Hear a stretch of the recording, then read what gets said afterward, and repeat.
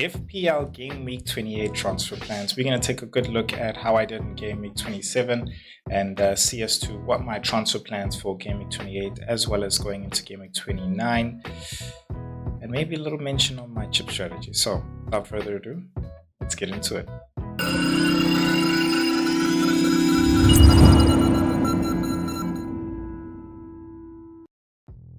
All right, guys. It was not all red roses, but it was a red arrow. Now, I said this, I think, Game Week 25. Yeah, that I really want to go for it because I have rank to be able to fall down. And the funny part now is, I think probably 2 game weeks before, I was at this very rank 189. If you go back to I think it's game week 24. Yeah, go to game week 24 before it started. Those episodes you'll see I was at 189 and I've actually fallen down. So I went for what I wanted to do and clearly it didn't work.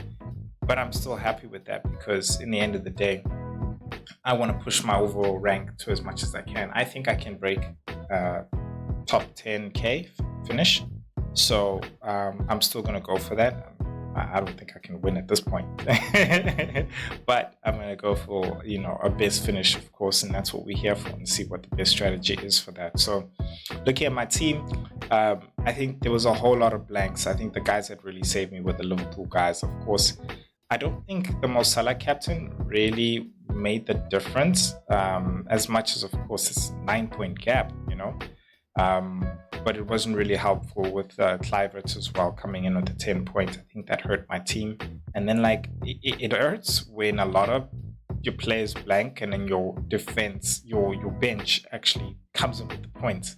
That's for me is when it hurts. I think when my team does well, and bench on the points on the bench, it doesn't hurt me that much. So yeah, 2 red arrows on the trot.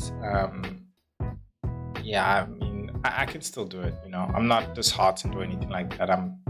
No one likes a red arrow, but yeah, I think I can really do it, and I'm okay for now. The thing now I think we're waiting for is the FA Cup. Is the FA Cup round and see how those actually maneuver. And I think this is where I can go into my chip strategy now. No real graphic on that, but before I do go into my chip strategy, one thing I do want to ask is there are a number of you guys who are watching and you're not yet subscribed. About 70% of you guys. So let us take a moment of silence as us who have subscribed. Just look at those who haven't subscribed. Dude, you're still here. Hit the button right down below. Don't make me switch screens and look at you.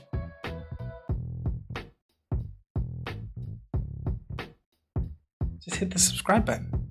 It's easy. That's it. You'll get more content. All right. Let's get back into it. And thank you so much for everyone who has subscribed. I really appreciate it. And we're going to take a look at my team now. Let's just make sure we do switch screens properly. So this is my bus team right now. I think this is going to be a fairly short video because, again, we're waiting for the FA Cup fixtures, but I think we can talk about what I'm thinking of doing as well. So let me just close that, just show up these fixtures as well that are going to be coming up. Game week 28. Game week 28 is not this weekend, the next weekend, because this weekend is FA Cup. So I got Raya in goals. I think it's a good fixture, Man United. Pickford has got Wolves, but I guess I benched Raya. I benched Arsenal players and they got a clean sheet, and that's what's happening right now. I'm like, damn it, I do think Everton can get a clean sheet there, but I'm an Arsenal boy, so yeah, I'm a gunner. And then, of course, Liverpool's playing Southampton. That's a no-brainer. And Crystal Palace, Ipswich, no-brainer. Gabriel comes along with the package of Raya. So that's my defense. In the midfield, I've got 3, making it a formation of 4-3-3. Salah captain against Southampton. Palmer against Leicester at home as well. And then I've got Dango against Tottenham. Then I got Gibbs White on the bench along with Rodgers against Brentford. I thought that Wood and Crew, Nottingham Forest, I thought the way they both play, Arsenal and Nottingham Forest, that Arsenal would play into their hands of how they, sort of sit back and then they actually go on the break. But Arsenal really performed well when it came to containing and winning the ball back. And I guess I didn't think that would really happen, but then it makes sense considering that their midfield and their defense, starting defense, is actually there. It's really just our strike force that's not there. And so I look at the game as well with Man City, very similar to type of the way Arsenal plays. And of course, Arsenal has been performing a lot better than City. The league table says it, but I think City can do very much the same that Arsenal did to Nottingham Forest. And this is why I'm not playing Morgan Gibbs-White. Rogers came with the return. He's still on the bench, though. I just feel like Dango Ouattara can still get a return than Rogers. Rogers, like, random. Dude, so randomly returns. He'll get a return on that one day when he's on your bench. One day he's on the bench. All the other good fixtures, nah. So, I just feel like Dango still can play ahead of Evan Nelson. We must see who's actually be playing in this cup game. I think that will actually determine my final decision as to whether or not Dango is going to be involved in the Premier League squad. I think if Evan Nelson starts this game week or has more minutes, I think then Dango should be the one playing. I think it's not a matter of Evan Nelson or Dango. I actually think they're both going to play. I think it's just Dango will be moved out to the wing, which might actually even be better for him. It might not. I think I'm willing to wait and see what the actual result for that is. In the strike force, Cunha, Wood, and Beto, absolutely happy with those guys. I know they can turn things around and get a return as well. They've been informed. They just blanked this previous game week. So, I mean, it's a week in, week out type of a thing. I think those are the type of strikers I've got, which I'm very happy with. So no complaints at all over there. I've got one free transfer with about 3.8 in the bank. So I can go for the guys that I'm thinking about. And I think that's going to be determined on, what the results are. Because going into my chip strategy now, I've got 2 chips left, which is a wild card and a free hit.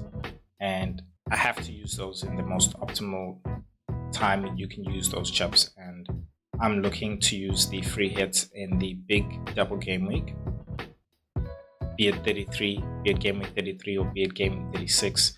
I want to use it then. But I think it's going to be game week 33. That said, of course, there's going to be a blank game week 34, which I am also looking to maneuver along with game week 26. Game week 29. I'm going to be maneuvering game week 29. From now till then, I have, the right amount of transfers in order to field an 11.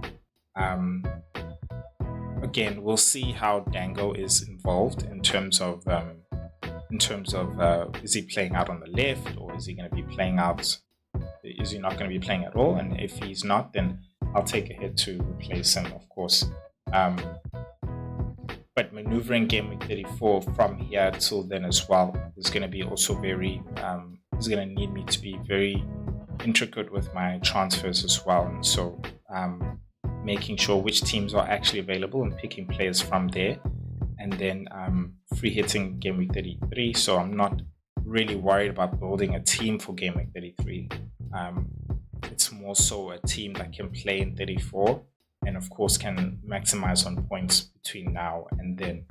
And then game week 36, whatever doublers come up between game week 35 to game week 38, I'm not worried about as well, because I've got my wild card, which I will play straight after game week 34, depending on what the landscape looks like in terms of fixtures there and who's got the great fixtures or not. So that's very much where my chip strategy is right now. And it's got me having to be very careful with my transfers right now. But I'm not afraid to take a -4 where I need to. I feel like I should have done that actually in the previous game week when I was thinking about it. I was really considering a Pedro Neto.